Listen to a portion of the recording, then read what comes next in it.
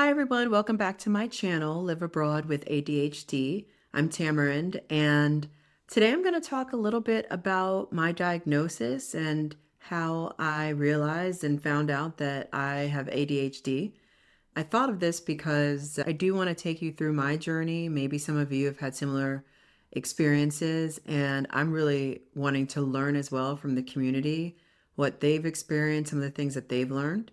And talking to a couple of friends recently, sharing some more about my channel, they are long-term friends, and both of them were surprised that I had ADHD.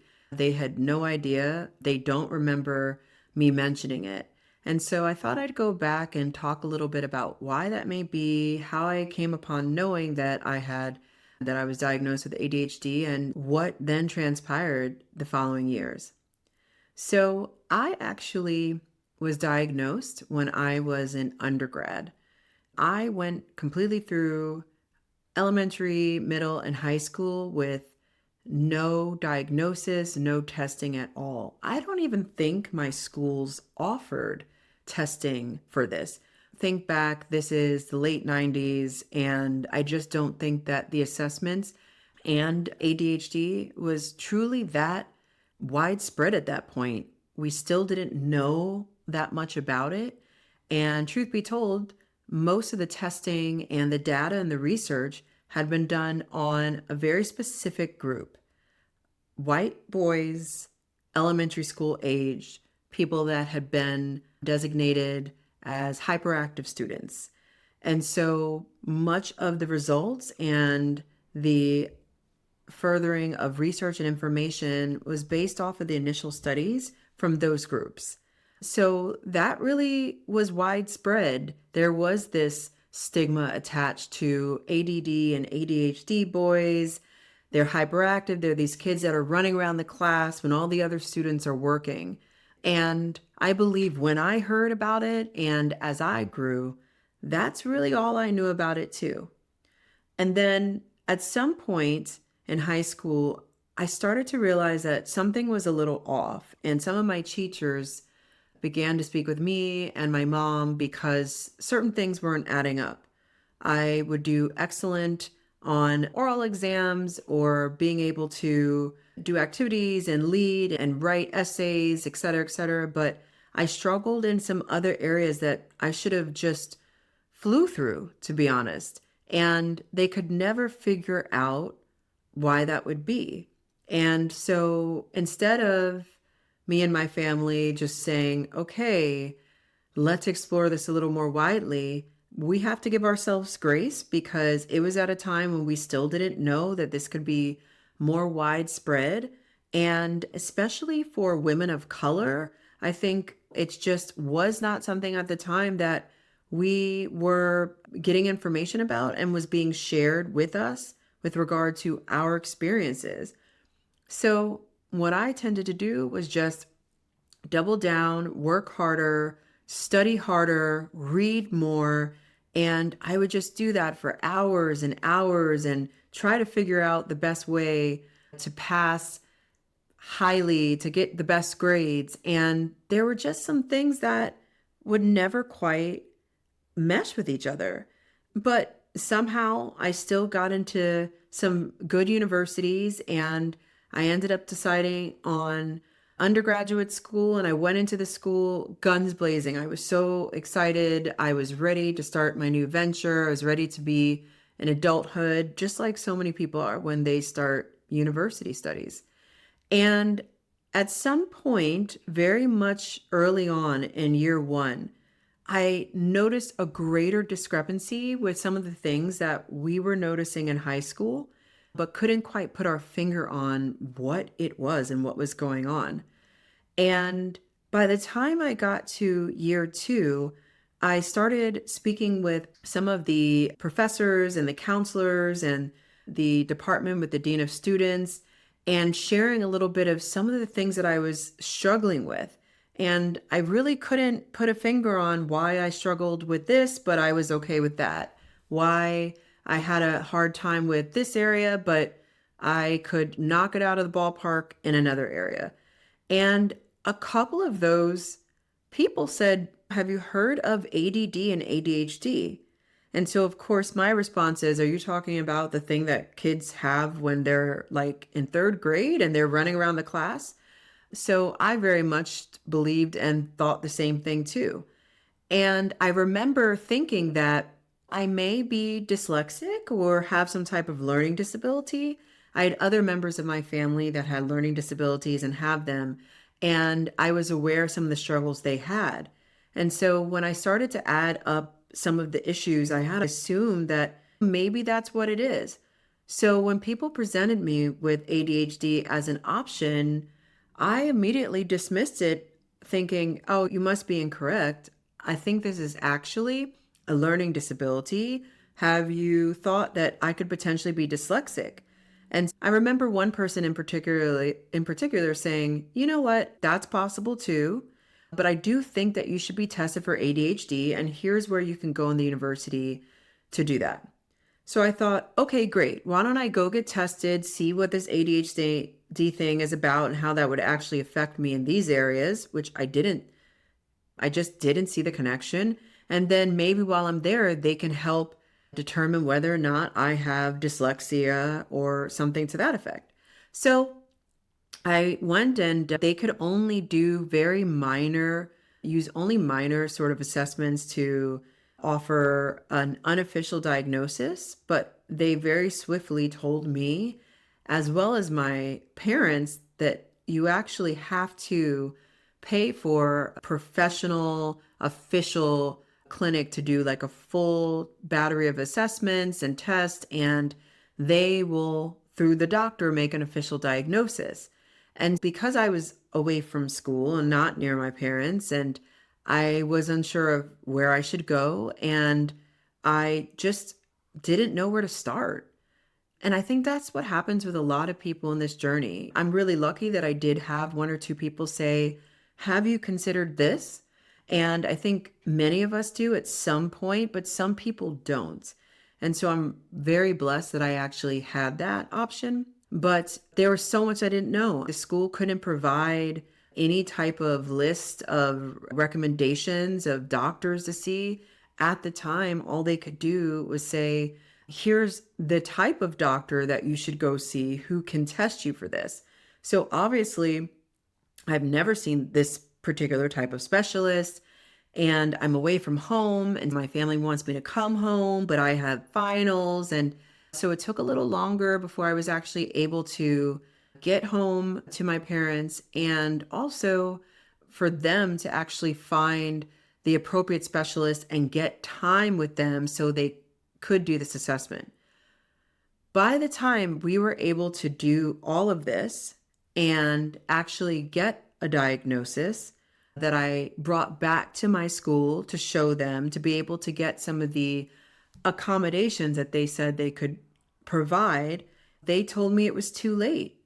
It was right before the start of my senior year, around the end of my third year of undergrad.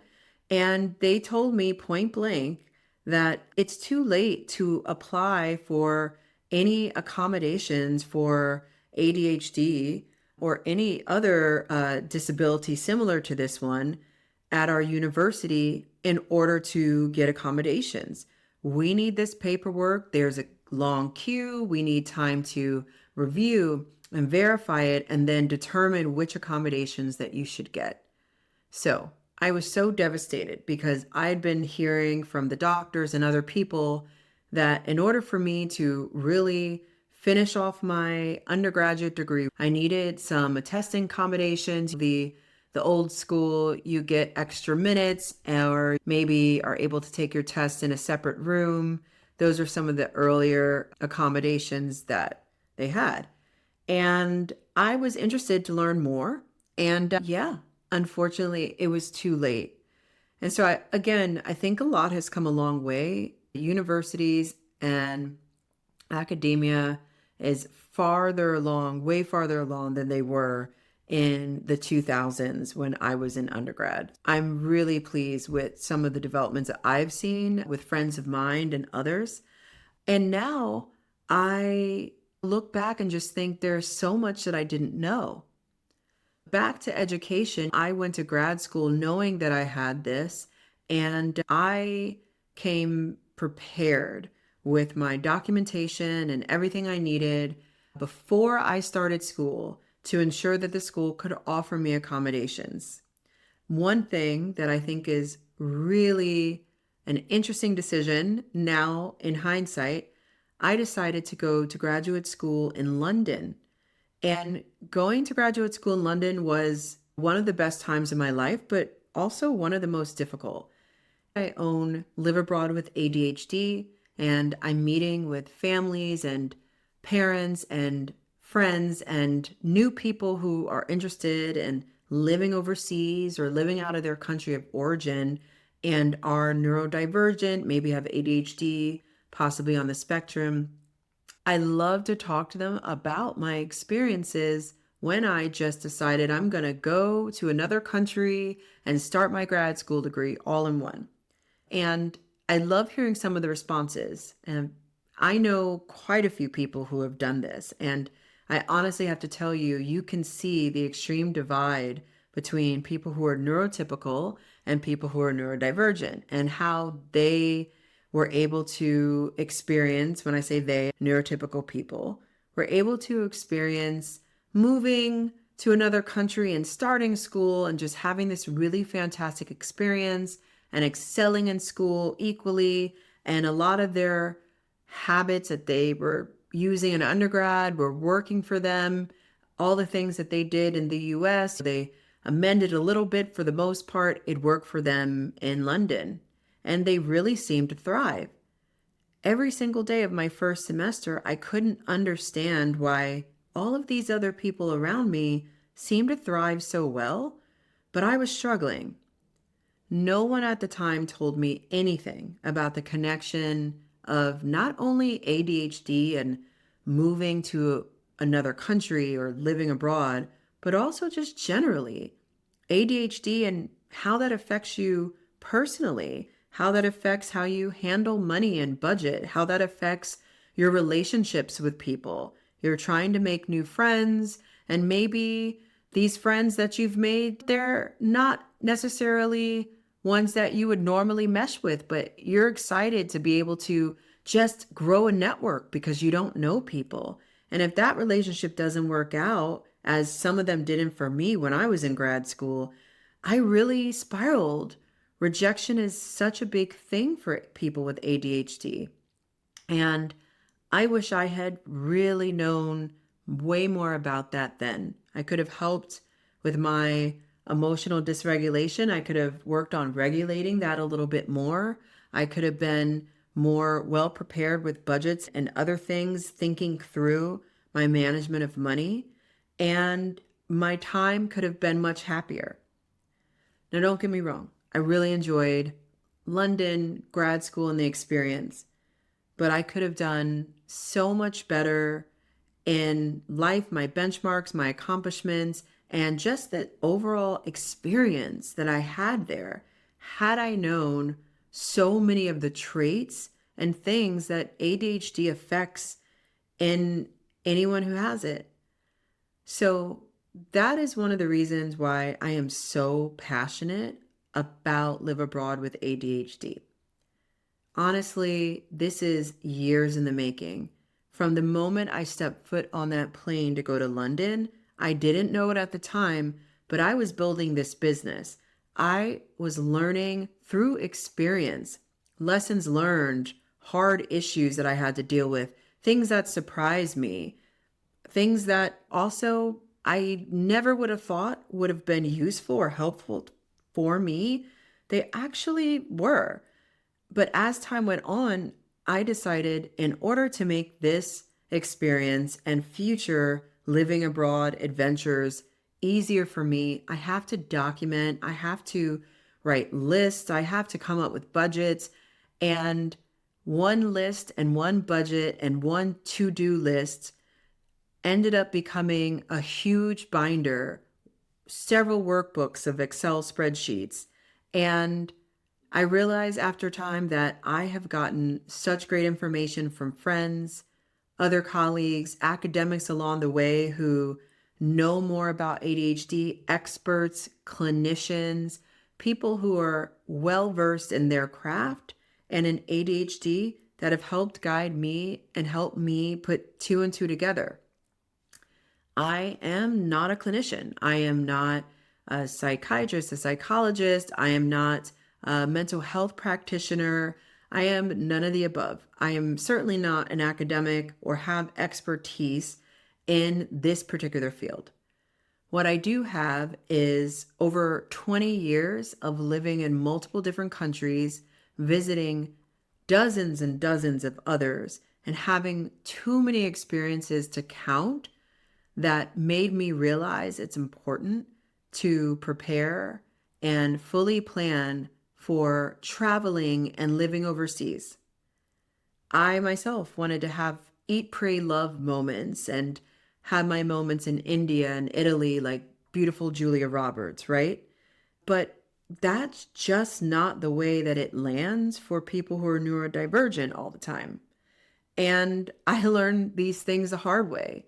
A nice day shopping for breads in the market or whatever the local delicacy is, and ending the afternoon with a horrible migraine, feeling incredibly overwhelmed, and just not being able to deal with any more stimulation of senses, dealing or talking with people, and just wanting to go inside my house underneath the blanket and just stay for the rest of the night.